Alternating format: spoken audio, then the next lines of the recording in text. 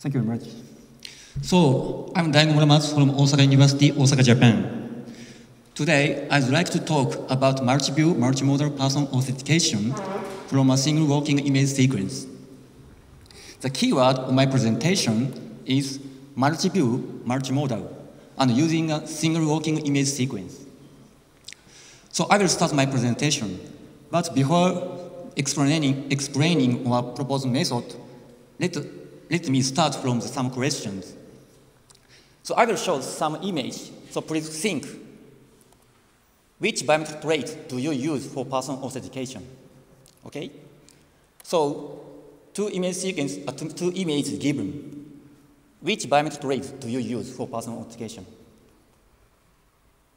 Do you use hand geometry, face, ear, iris, palm print, fingerprint? So I'm not sure. I don't know the answer because I don't try to authenticate this image. But the useful trait depends on the image or data. So next case, please think which biometric trait do you use for person authentication? This one. Which modality do you use? Probably many people say they use iris because she is very famous lady, famous girl in this field because they are recognized by the iris. So how about this case? Which biometric trait do you use for person authentication? Do you use face, hand geometry? So in this image sequence, this is a target thing. We focus on this your presentation. And in the image sequence, it's very difficult to find the hand, so hand is not useful. But the face is somewhat useful, and probably the gate is very useful in this image sequence. And our solution, our approach is we extract gate from image sequence. And also, we try to extract the face from this image sequence. And also, we extract the height of the subject from the image. Basically, the height is a soft biometrics, and it doesn't have high discriminator ability, but it must have useful information of the person authentication. And from an image sequence captured by a single camera, multiple image subsequence with different views are obtained. So we extract the multi-view gate, and we also extract the multi-view face, because the face or gate with different view includes the different information. So using this information, we try to authenticate person against this image sequence. Okay? So this is the overall algorithm of our proposed method. So two image sequences are given. We extract the face features and gate features and height features. And for the face, we extract the multi-view face. And also, we extract the multiple gate. And as for the height is view invariant features. So we only extract the one height from the image sequence. And using the extract features, we calculate the multiple score associated to the face or gate or height. Any pointers?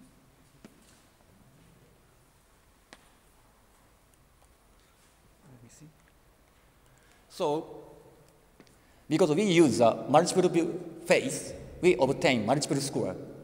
And each score is associated with the view. And we also have multiple gate scored, and only height, one score. And using this score, we combine this score in score level and make decision using these combined scores. So I will explain each step. So this slide shows the face extraction. As you can see, the resolution is not high, and its illumination condition is not good. So it's very difficult to detect the face using the normal face detectors. So in approach is we use the silhouette information for detect the face. So at first, using the silhouette, we set the neck position. So this is the silhouette, and the contour of the silhouette have the local minima here. So we set neck position here, and we define the body part above the neck as a face in this study. So we define this is face. Strictly speaking, this is not face. It includes the head. But the information of the face is poor in this case. So we use this information as a face. And we define in this study, this is the face.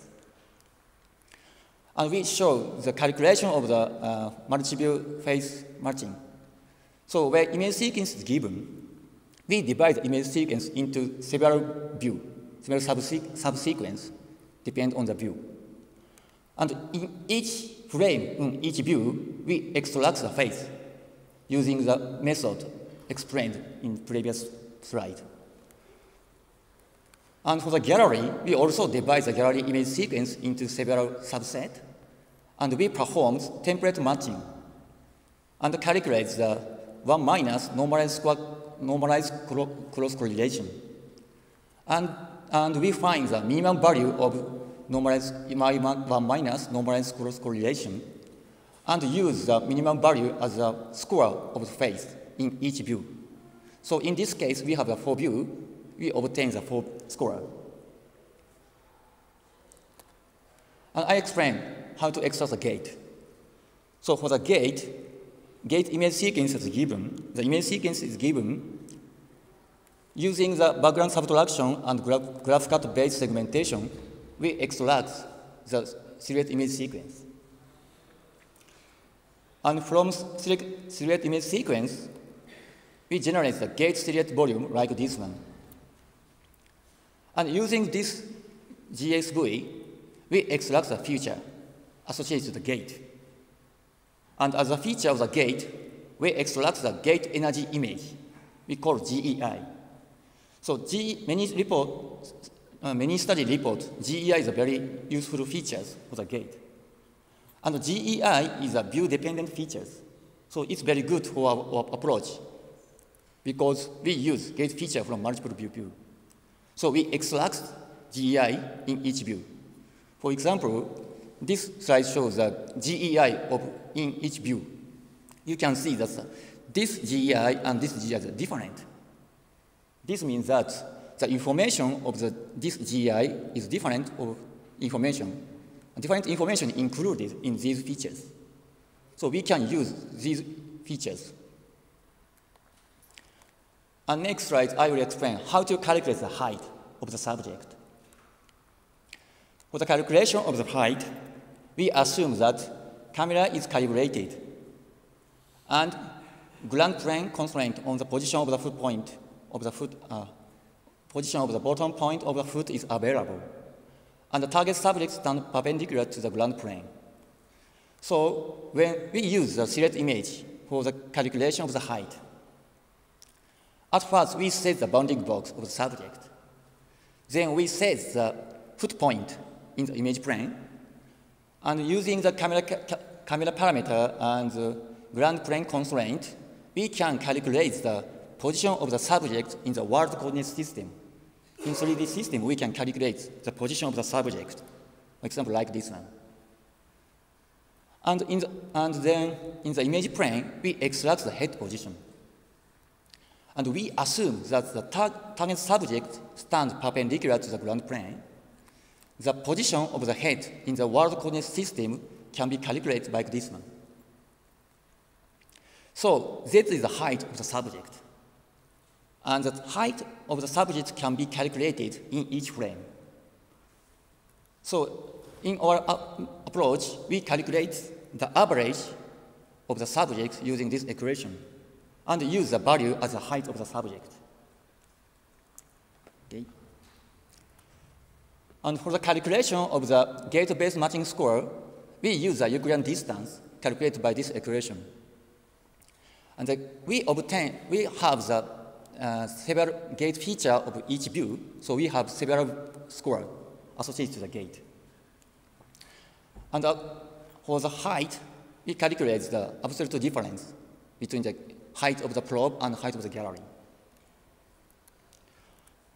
Then we calculate, we combine the multiple score into the one score. But before the fusion, at first we normalize the score using the target-dependent score normalization shown by this equation. So at first we normalize the score. Then we fuse the score using the fusion function. So in my paper, we consider the 5 methods: summation rule, linear logistic regression, or kernel density estimation, or support vector machine, or minimum rule. But in this presentation, I mainly focus on the sum rule. So this is a proposed algorithm. So I will report the evaluation result. So for the evaluation, we use the OU ISIR database. In this database, more than the data were captured from the more than 4,000 subjects. But in this experiment, we use a subset of OU ISIR database. The subset is captured in the almost same condition. And in this database, the subject is working on the walking course from here to here. And the camera is set here, and one single camera is used for data capturing. And this is an image sample of the captured image. So this data is 55 degrees, and this is 65 degrees, and this is 75 degrees, and 85 degrees. And for the evaluation, we use data from 1,912 subjects. And each 2 image sequence in each subject are available. And in order to estimate and set the parameter of the fusion rule, fusion function, we performed 2 cross-validation. And in order to eliminate the random grouping of cross-validation, we performed cross-validation 5 times. So I will show the result of evaluation. So this shows the verification result. This straight line shows the performance of the height. And this broken line shows the performance of the face. And this straight line shows the performance of the gate. And by using the multi-view, the face is improved from here to here. And by considering the multi-view, the gate is improved here to here. So we can observe that the performance is improved by considering the multi-view. And this slide shows a multi-view, multimodal authentication result. So this line shows a multi-view face, and this is a multi-view gate. And this line shows a multimodal in single view. And this is a multi-view, multimodal result. So we can see that multi-view, multimodal approach outperform other methods. We also show so we can also summarize the result of EER. You can see the best result obtained by multi-view, multimodal approach. And 0.37 EER is achieved by using the multi-view, multimodal approach. I also show the result of identification. So the broken line shows a face-based matching, and straight line shows a face-based matching and in single view.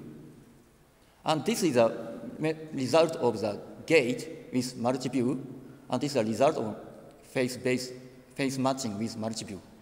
So we can see that multi-view is useful for the identification. And this slide shows the result of multi-view, multimodal authentication. So this is a result of multi-view gate, and this is a multi-view gate and multi-view face.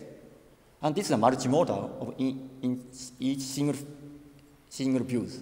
And this is a result of multi-view, multimodal. So we can see that multi-view, multimodal outperform the other method. Okay, I will conclude my presentation. So in this presentation, we propose the person authentication method from a single working image sequence. We extract the multi-view gate, multi-view face, and height of the subject. And we generate the multi-view, multimodal person authentication by fusing multi-view, multimodal, multi-view, multi-face, height in square space. So we using the square level fusion, we achieve the best result. And this is my future work. So in this experiment, we use the OUIS-IR database. The data in the OUIS database is captured in controlled environment. So we need to evaluate more realistic data. And we also think we need to consider the appropriate way to divide the view of gate and face. In this experiment, we divide the view in every 10 degrees. But we need to consider the appropriate way to divide the view of gate and face. And also, in order to improve the accuracy, we want to consider the quality of each feature and incorporate the quality of the fusion. And now we collected the OUISR data set, and currently we release the large population data set. This data set includes the subject and the data from over 4,000 subjects. So if you are interested in this database, please access this address. Thank you very much. We have time for a few questions. Okay, I have a question. Yes, so this is all about authentication, right? So but in one of the slides you say multimodal identification. I think you just meant multimodal authentication. It's not identification. Not identification. You're doing only verification, right? Yeah, I also evaluate identification. So this is a result of identification. Okay. This is a CMC curve. I'm sorry, I failed to explain. How many people are there? So in this case, the data is 1,912, but we divide 2. So in this case, average is about 10, less than 1,000. The scale is 1,000. And for the fusion, why did you use the sum rule for the verification part? Because I evaluate several methods. So for the case of we evaluate 5 methods. So in this case, one reason is it's very easy to explain, but another reason is that for the case of this one, the sum rule achieves the best result. So in this case, I use the sum rule. Any other questions? Yes, I would be interested in the image resolution that you use, especially for face recognition. Sorry, I can't hear. What is the image resolution of the face that you extracted for face recognition? The face. Resolution. What was the image resolution? The resolution, I'm sorry. Probably about the, let me see, not so high, I think.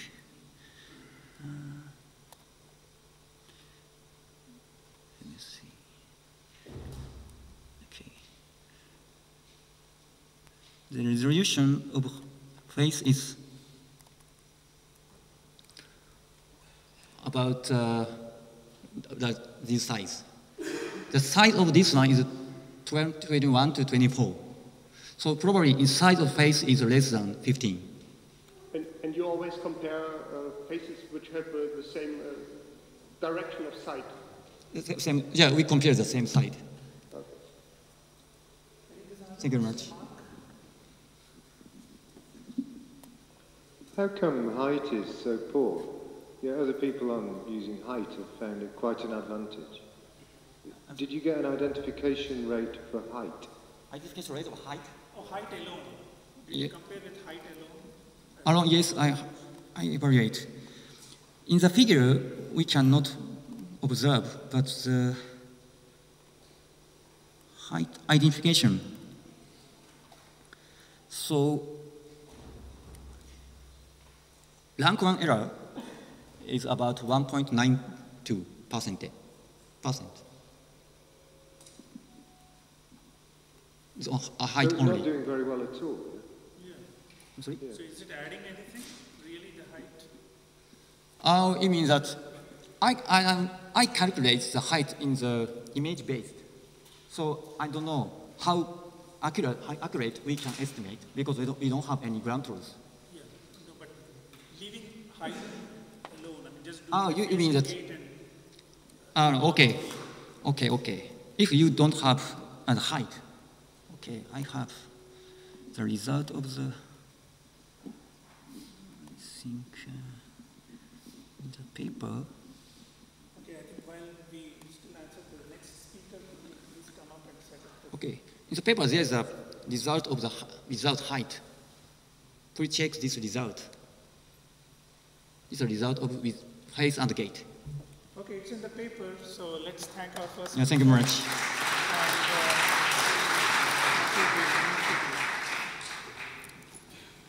you very much.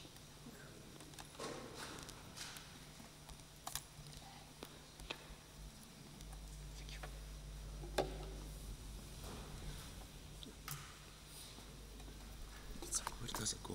Left or right? No, which side is it?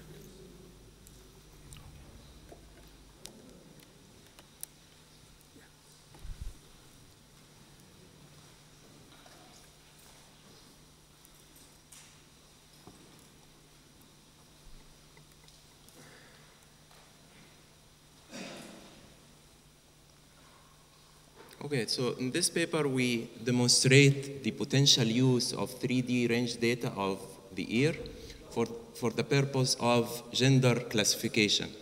And for this purpose, we've built a fully automated system that does ear landmark localization, ear orientation or normalization, and gender classification. So I'm going to talk about the motivations, and then we'll present our system, and then give conclusions and future work.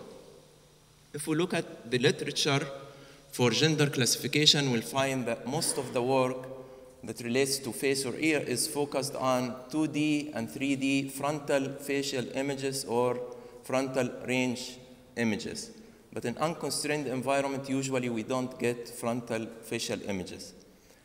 Also, there are very few methods in the literature for gender classification from ear images, and it's mainly from 2D ear images. And the performance is highly affected by illumination and the head pose. But there is no prior work, to the best of our knowledge, in gender recognition from 3D range data. This slide shows some of the work in this area. And as we see, there are two publications in ear, the use of 2D ear images for gender classification.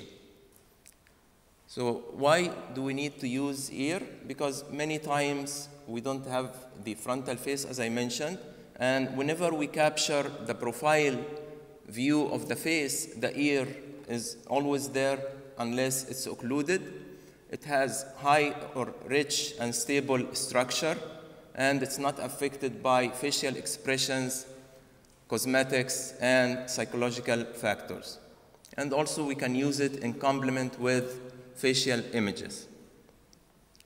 So the reason of working on 3D ears for gender classification, because we wanted to have it not affected by these factors of illumination, head pose, and also we wanted to come up with a system that automatically locates the ear, the landmarks, and does the normalization. These are some of the methods in the literature for detecting manually the ear landmarks. So here, the triangular fossa and the incisor intertragica. And some publications use these two lines. The first line is the border between the ear and the face, and the second line is the upper point in the helix and the lower point in the ear lobe. So let me talk about our system.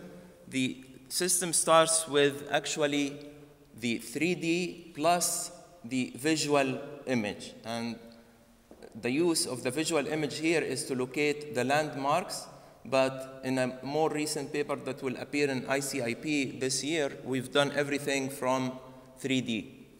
So after locating the landmarks, we extract the ear region and do the normalization, and then we extract a set of features, and for each of these features, we apply a set of classifiers to classify the subject as either male or female.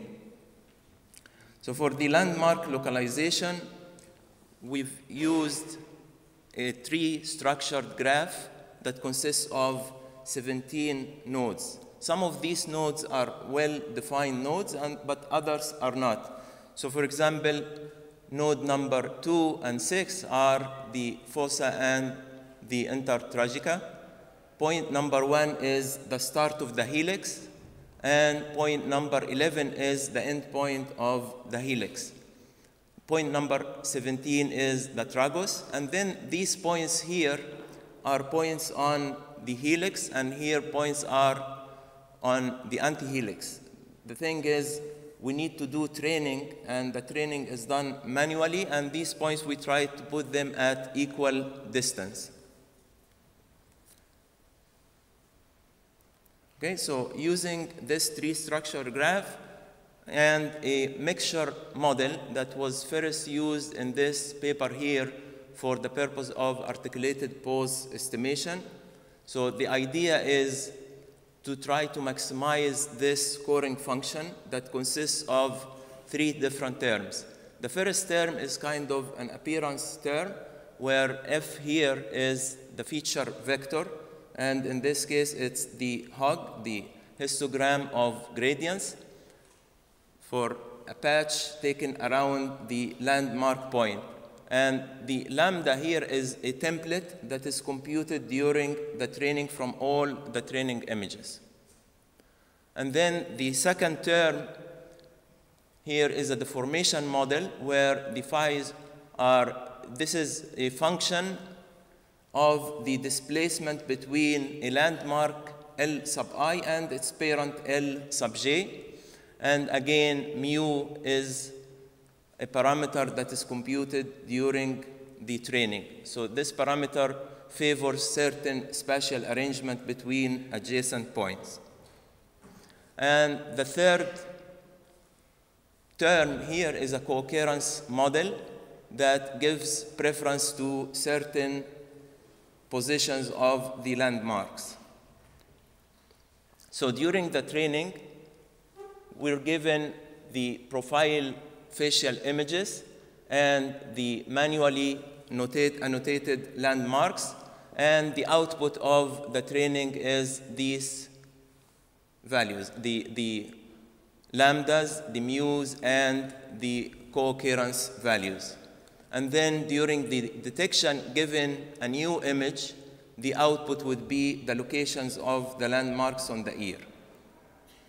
Once we get the landmarks on the ear, then we can orient the ear and then use it for the recognition. In this slide and the next few, we show some of the results of the landmark localization and ear detection. So this example shows 2 subjects with ear rings, and this shows the results of the detection. Here, with a little bit of occlusion by hair, and again, the results of the detection. And in this case, we have large off-plane rotation, and this shows the detection results. Here, this slide shows a summary of the results, where we applied the algorithm for the UND dataset F and dataset J2, and for almost all the images, we had successful detection, except here in dataset F, we have 3 over-segmentation, which means that the bounding rectangle is 15% or more in size than the ground truth. And here we have 6 over-segmented and 1 under-segmented. And then we've looked at the error in locating the 2 important landmarks, the triangular fossa and the incisor intertragica. And this shows the number of pixels, the average error in terms of number of pixels. And the percentage here shows the percentage with respect to the diagonal of the bounding box. Okay, so Then we move to the gender classification. So for this purpose, we've used these 3 different features and these classifiers. So the first feature is the curvedness map, which is computed from the 2 principal curvatures, and it gives an indication of how strong the curvature is at a given point on the surface. So as we see here from these examples, it has high values around the helix and the anti-helix. And then the second feature we used is the histogram of index shapes, where the idea is to compute the histogram for overlapping blocks at the ear region, and the overlap is 50%, and we have different sizes for the blocks. So for every block, we compute a histogram for the shape index. So each histogram has 8 bins, and then we concatenate all the resulting histograms to obtain a feature vector of size 1280. Okay, so this is the second set of features. The third feature is the surface. Actually, this feature and the previous feature, we've explained them in more detail in these publications at the bottom. Okay, so this feature is the surface patch histogram of indexed shapes, and the idea is similar to the previous one, except that the histograms, rather than being computed for the blocks, they are computed for bands around the key points. And the idea is to try to make it immune to rotation. Okay, so in this work, instead of building this feature for the key points, we've built one feature for the whole ear by locating the center at the center of the ear, and then extracting the bands by locating at that center a set of concentric spheres. And then the bands would be those areas or those regions between the spheres. And then for every band, we compute a histogram, and then we concatenate all the histograms. So we've used, as I mentioned, the University of Notre Dame dataset F, and for this purpose, for the gender classification, and these are the details of the dataset. Okay, this slide shows the results of applying the different classifiers and the different features. So the best results were obtained using the histogram intersection kernel SVM. We can see that the results are better than the other classifiers. And the best set of features in this case was the histogram of index shapes. Okay? And then we've compared the results with the 2 existing methods for gender classification using 2D ear images. So this is the first approach, and here we see in our work the results are better because we're using the 3D data. And we've compared it also with our previous approach for gender recognition from 2D images using sparse representation, and again, the results here are better. Okay, so in conclusion, we used the ear tree structure graph for locating landmarks on the ear and for ear detection, and we presented a gender recognition a set of gender recognition results by using different classifiers and different features. So from the experimental results, we believe that the 3D ear data possesses more discriminative information, and the reason is because the ear is rich in the structure, but it's not rich in texture. And in the future, we're planning to work on multimodal gender classification by fusing 3D ear data with 3D frontal facial data and fusing 3D ear data with profile face data.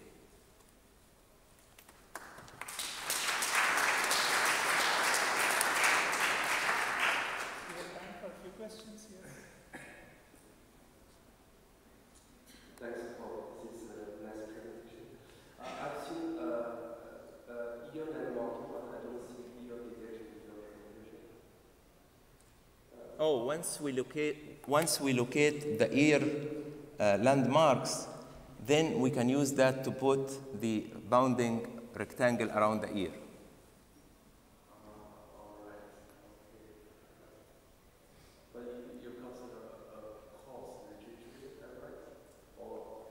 Oh, the cost function?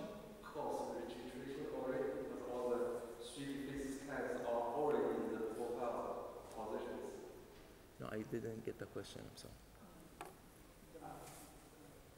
I mean that your 3D profile Yes. scans are already roughly aligned with each other, I guess. The 3D face scans are roughly aligned already. Roughly aligned with the visual image. At the same position, basically. Yeah, it's registered with the visual image. So once we detect the landmarks in the visual image, that automatically gives us the location on the 3D. And then when you are talking about pose variations, basically you don't have a search. Oh, no, in this work we didn't experiment with both variations. Thanks. Any other questions?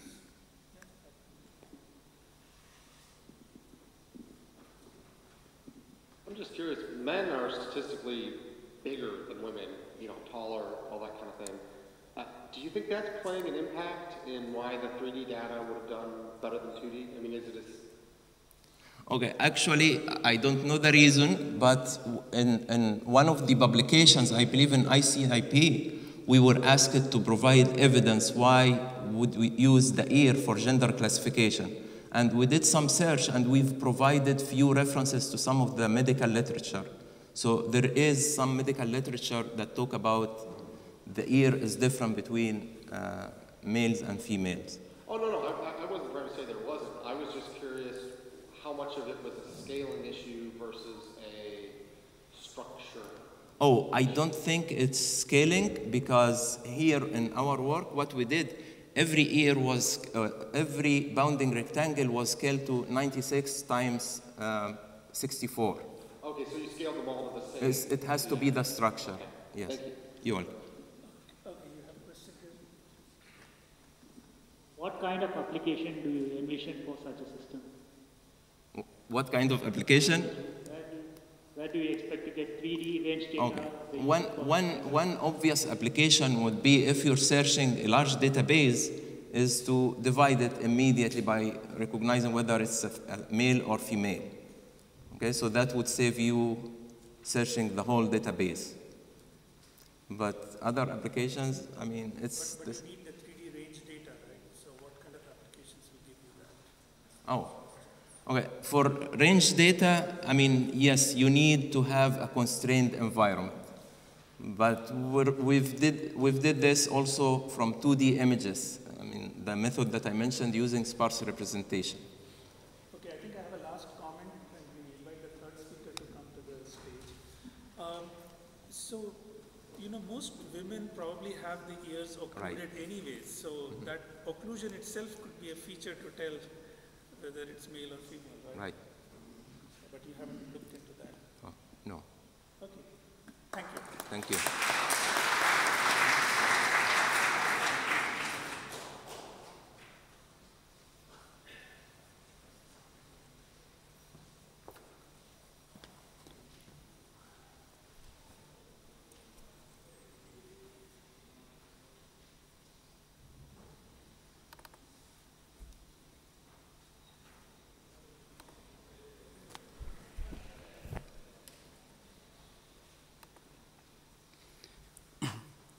Good afternoon, everyone. I'm Hu Han from the Michigan State University. So I'm glad to present this work that I'm working with Dr. Zhen, tattoo-based identification scale 2 image matching. So in this presentation, I will follow the following outline. First, I will talk about the background, and then I will describe the proposed approach. We also build a tattoo scale image database to evaluate the system and compare it against the existing method. Finally, are the experimental results and the summary. So the background. One interview by Harris Interactive showed that 1 in 5 US adults have at least one tattoo. This percentage can be even higher among gang members because most gang members have tattoo on their body. So here I show several examples. I believe everyone have seen tattoo images in movie. Since tattoo can be commonly observed on human body, it is possible to explore tattoo to identify the suspect. Here, I give two examples where the tattoo lead to the arrest of the suspect. Specifically for the right image, a thief break into a store, but he did not realize the tattoo on his back was captured by the surveillance camera, and the image helped the police officer find him. So the cases where the tattoo helped the police officer to find the suspect have motivated the researcher to study the tattoo image-to-image matching problem. Why we call it an image-to-image matching problem? Because both the input test image and the gallery image are captured by camera. So Dr. Zheng and his students have done some work on this topic, and the system named Tattoo ID. So this system is able to achieve very good performance on tattoo image-to-image matching. But one assumption is that the query image must be near duplicated with the true tattoo in the gallery database, just as the example showed. However, we know in real application, many times the tattoo image may not be available. There may be no surveillance camera. In this situation, the law enforcement agency had to rely on the verbal description of the eyewitness. They draw a tattoo sketch. Here is an example. The tattoo sketch and also the face sketch that were released by the Royal Canadian Mounted Police. They hope to find the suspect through the tattoo and the face sketch. Now we are facing a new problem. How to match the tattoo sketch to the tattoo image? There are two different modalities. Actually, besides the modality difference, there are additional challenges. For example, we cannot expect the eyewitness to remember all the details of the tattoo, and also we cannot expect the forensic artist can draw the tattoo very accurately. The biggest challenge is the deformation between the tattoo sketch and the tattoo image. So, given the above challenges, how can we design a system to accurately and efficiently match the tattoo sketch to the tattoo image? Here, let's first provide a holistic comparison between the two images. The two images are quite simple and they look quite similar with each other. But even in this situation, if we put them together, we can still find the deformation between them. This suggests us a holistic representation may not be suitable for this problem. However, if we compare the two images from a different perspective, for example, locally, we can find a lot of similarity. For example, the angle appears in both images. The triangle also appears in both images. The above observation suggests us a local pattern should be more suitable for match the tattoo sketch to the tattoo image. So, how to detect local pattern? This is our approach. And in our method, we first use candy detector. We extract the shape image from the tattoo sketch and the tattoo image. In the tattoo shape image, we use SIFT to detect the local pattern. In the first row of the figure, I show some local pattern detected from the shape image. In the bottom row, I show some common local pattern that appear in both images. So we can find a lot of similarity. But we also noticed for some tattoo images and tattoo sketch, the shape extraction using candy detector may not good. And only a few local patterns can be detected, such as the middle fixer. So besides extracting local pattern from the shape image, we also extract local pattern from the original appearance image. So we can see many local patterns can be detected. After we get a set of local patterns from the tattoo sketch and the tattoo image, how to match them, the formulation is quite straightforward.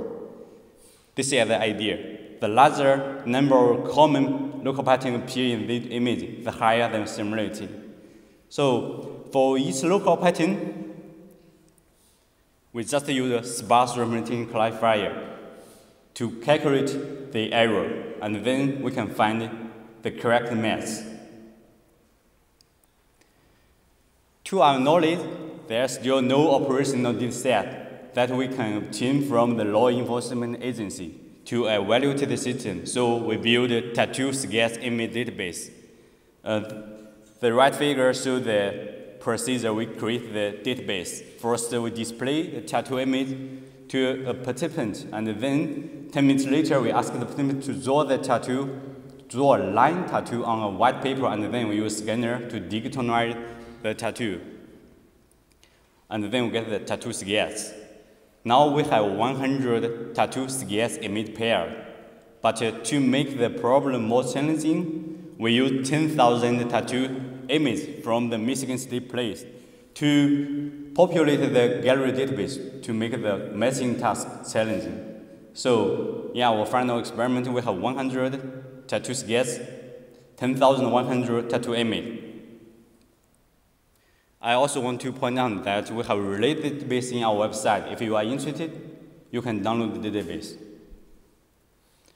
In our experiment, we first evaluate the robustness of the method. Now we manually introduce 3 types of deformation.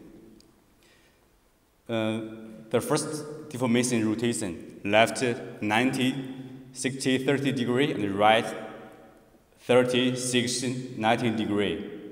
So in the bottom of the figure, you can also notice the deformed tattoo sketch. The second deformation is here. So left 20 degree, left 10 degree, and right 20 degree. So you can notice the deformation. And I think the most challenging deformation we use is 12. So left 19, 60, and 30 degree, and also right 30, 60, 90 degree. So you can see the line is severely deformed. To evaluate the robustness, we report the rank and the matching score of the true tattoo in the gallery database. In the middle point of each figure, I show the original tattoo sketch without deformation. So you can see for the rotation deformation, our method is fairly stable. For both the rank and the matching score, it's also for the shear deformation. Although twirling is challenging deformation, our method still gives very robust results. You can see for the 2 images. As I explained in the previous slide, we not only detect the tattoo sketch from the shape image, we also detect the local pattern from the appearance image. So what's the difference? This slide shows the difference. From this figure, we can clearly find if we detect local pattern from the shape image, we can get better performance.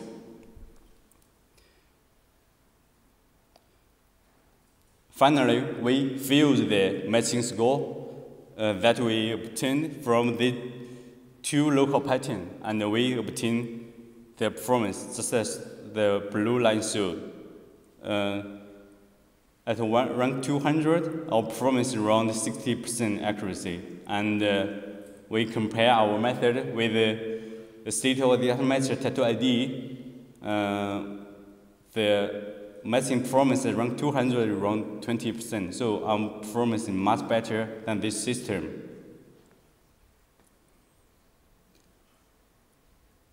Here I show some example where our system lead to good matching. In the first column of the figure, I show the input tattoo sketch, and in the right 5 column, I show the top 5 method. You can see even there are deformation between the tattoo sketch and the tattoo image.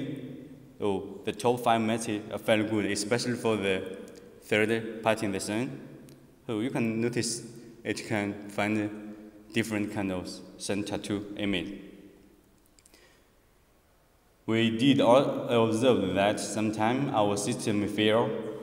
In this example, for example, in the second row, even though there are some local patterns that appear in both the probe tattoo sketch and in the gallery tattoo image, but their holistic structure is different. So this kind of results suggests us we should consider some structure constraints or holistic constraints to further improve the performance. I also would like to point out the computational cost of the system. Currently, the Tattoo ID system is a C++ implementation, and we are using a gallery database with 10,100 tattoo images. To perform one retrieval, Tattoo ID requires 30 seconds, and our system with the MATLAB implementation requires 55 seconds. So it's true our system is still slower than Tattoo ID system, but I think we can still speed up our system by using C++ implementation. Finally, I want to make a summary of our work. In this work, we first built a tattoo sketch database. We also released the database to interested researchers. We proposed an automatic tattoo sketch to image matching system, and the performance of this system is much better than a state-of-the-art system named Tattoo ID. In our field work, we first plan to increase the tattoo sketch database. We hope to include around 200 pairs of tattoo sketch and images. Also, during the capture of the tattoo image by law enforcement agency, they usually provide some human annotation. So, in our field work, we can utilize the human annotation to filter the gallery database and improve the performance. Also, as the last pro matching example suggests, we should consider some structure constraints in order to avoid the false matching.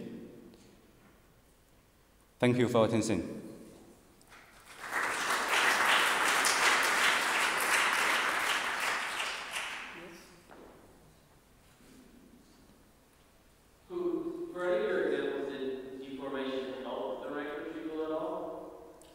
Sorry? If you deformed it and say twist pattern, did that help the random retrieval at all? For any examples of your sketches? Okay, this is the twist.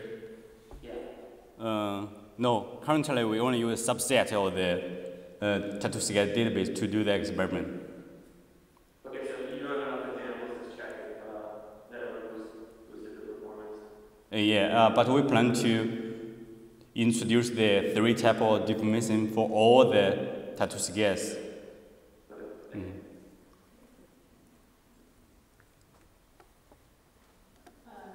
you for the presentation. You said that the time lapse between the moment the person sees the tattoo on the screen and the time he or she is asked to draw it is about 10 minutes, right?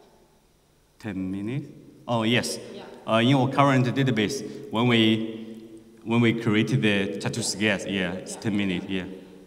But usually that lapse of time is very crucial in the detail that the person can reproduce in the sketching. So have you considered the possibility to collect reproduction in different time elapses? I mean, after 10 minutes or after half an hour or the day after maybe, because this is what usually happens. Usually you're not asked to reproduce a tattoo or to reproduce an identity.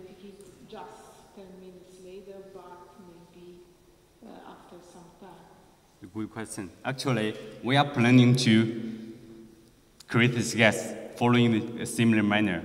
We hope to display the image to the volunteer. 2 days later, we hope to ask them to draw the tattoo sketch on the paper. So this is the work in the future. Any other questions? Okay, thank you very much.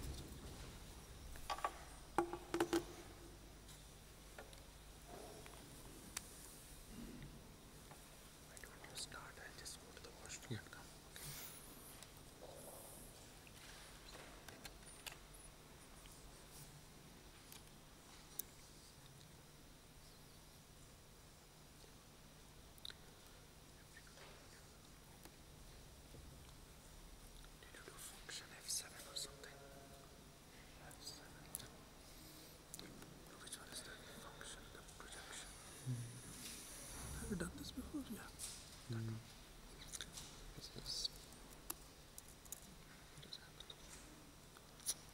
Function F7.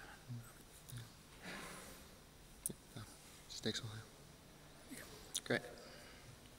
Okay. So now that my thing has decided to display, I'm Charles Otto. I'm presenting some work that we've been doing on age estimation from face images. So the problem we're generally interested in is if given a couple of images of people like these two, with just a picture of the face, can you guess how old they are? You can also form your own guesses here, but the guy on the left is 21 and the guy on the right is 23. Quite often people think the guy on the left is actually older, but 21-year-olds. So there are some kind of interesting potential applications for the idea of age estimation from images. One thing is age-specific access control. So for example, if you have an age-restricted product like cigarettes, if you could accurately determine ages, you could sell those in an automated way. Another thing is Kraft did some kind of weird thing where they didn't want to give their yogurt products to children as kind of marketing. What's going on? Okay. So anyway, my slides have disappeared for a minute, but so there's access control and also generally in terms of advertising. Good idea? Don't want you wireless. Why do you do this to me? Oh, screw it in? Yeah. I see, I see. All right. Okay, we'll try this. Okay, so.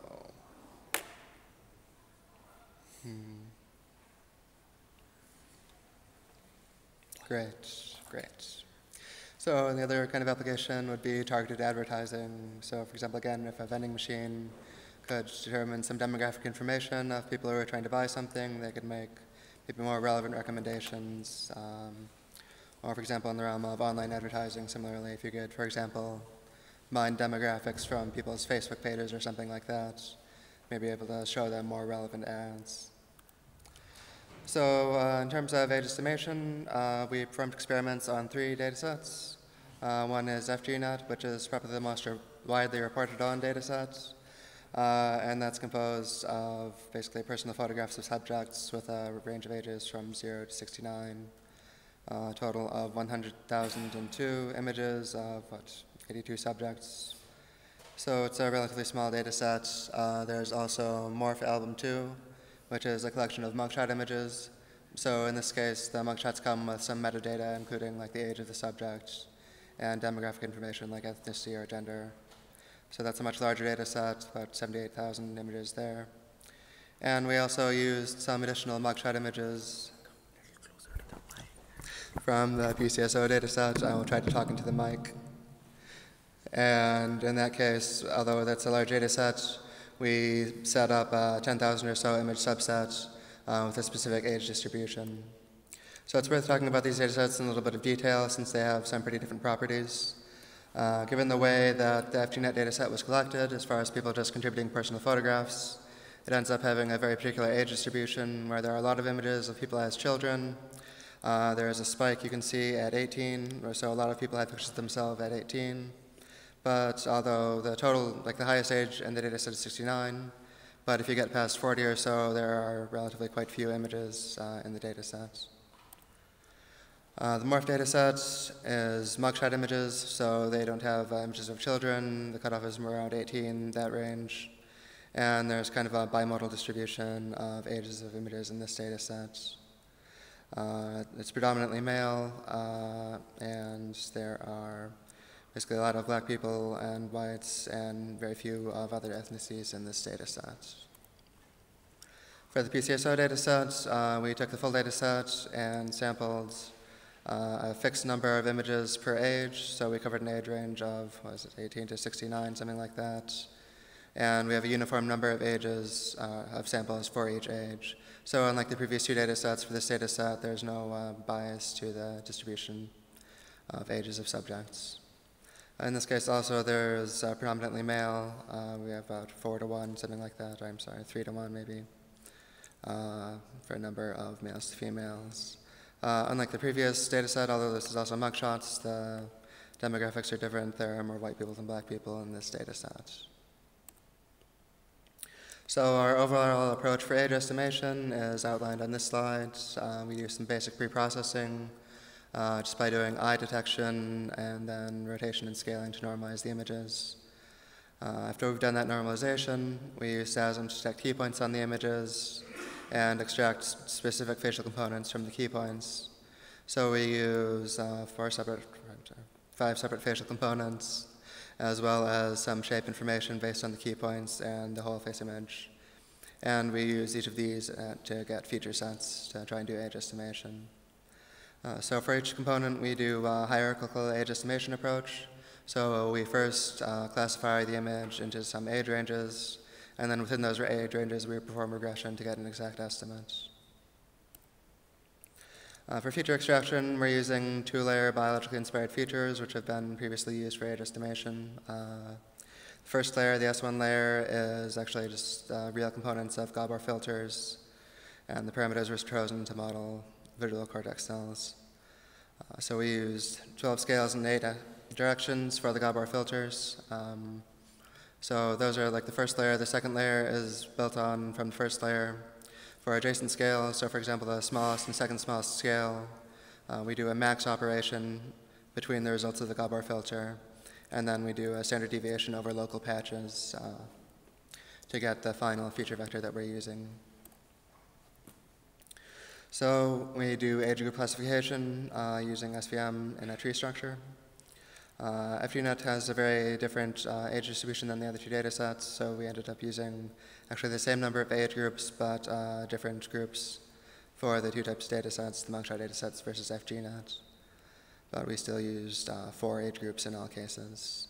In practice, we found that for the within age group estimation, since there's some error in the age group classification, adding additional training data when training the regressors, an additional 5 years of samples, resulted in improved performance. So for example, if you end up in the wrong age group, but you're adjacent to the correct one, so you're towards the boundary, we can still make an accurate estimate at the regression stage.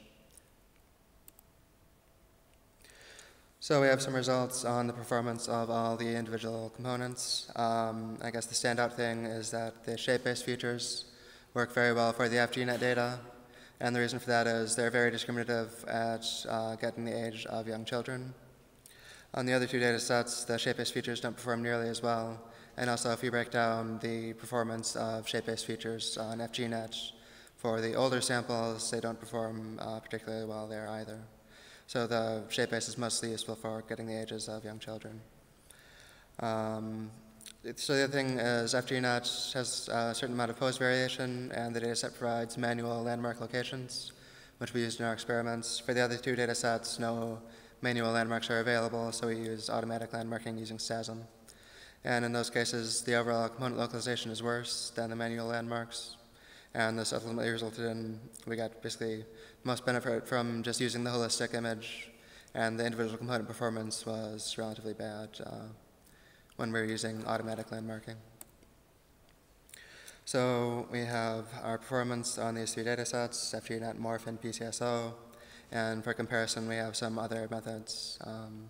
So for FGNet, we had got a mean absolute error of 4.6 years. It's been quite a lot of work covering FGNet, and 3 methods have been reported with better accuracy than ours on that data set. For Morph, which is in some ways more interesting because it's a larger data set and isn't biased towards children, got about 4.2 MAE.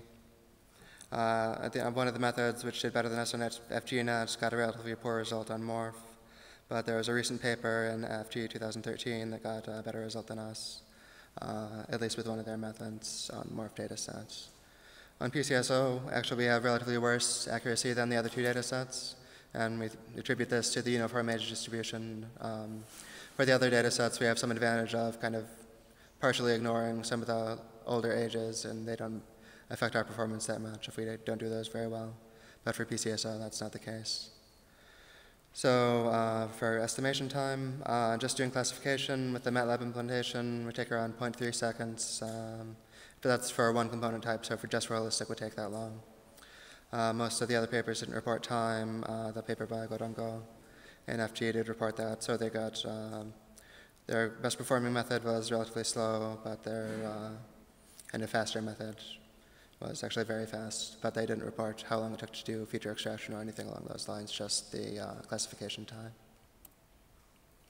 So here are some examples of our automatic age estimation. The top row is kind of results where our system did well. The bottom row is where we did poorly. So for a couple of the young children on the left, we got the age exactly right. But then on the bottom row, for example, there's a 5-year-old that we classified as 15.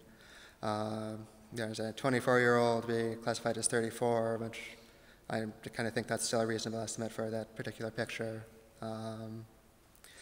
And in some of the other cases, you know, we have some strong results, but then there are some cases where we're off by, you know, after up to 10 years, things like that.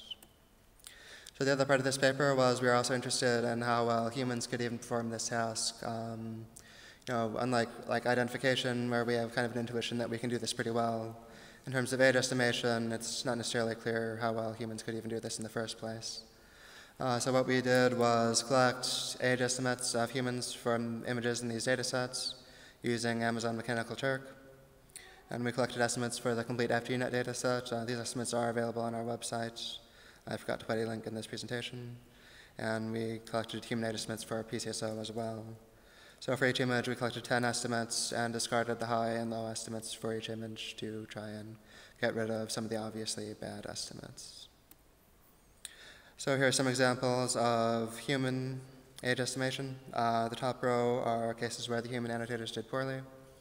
In the top row, all have errors around 20 years. These are all you know, errors in the older direction, so they said the 40-year-old was 60, things like that. So you know, in some of these cases, it seems reasonable that people would make an error for these images to me, personally. The bottom row are images that got the best performance by the human estimators, and these actually are all images of children. In a lot of cases, humans will get the age of children exactly right. So there's that. We also have a cumulative score plot of our automatic age estimation algorithm versus the human performance on the FGNet and PCSO data sets. On FGNet, the performance is pretty close. Basically, the disparity is that humans do very well on images of young children. In some cases, our system will make a gross error for those, so they'll end up saying a child's actually very old, which will kind of drive the error up. For the PCSO data, where there are no images of children, actually our method is substantially outperforming humans.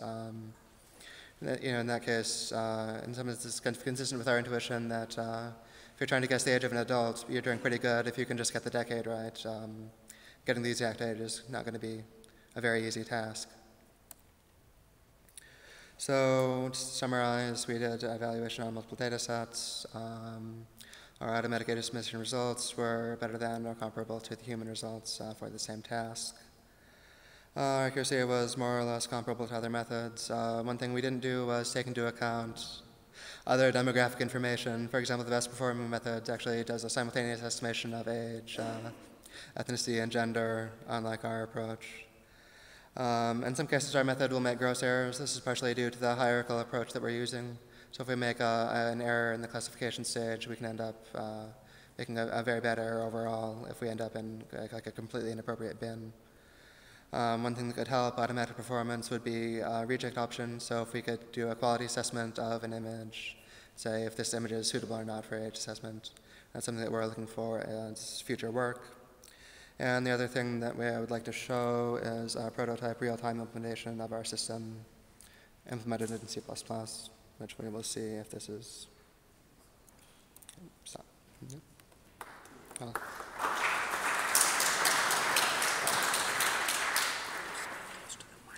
Yeah. Okay, we have time for a few questions. This is not working.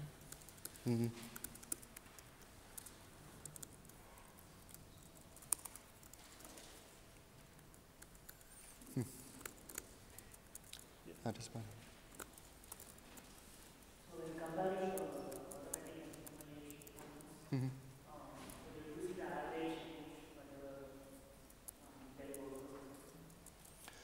So there's an interesting thing about that, which is that the human estimates sometimes are not particularly biased, but they still have a fair degree of error.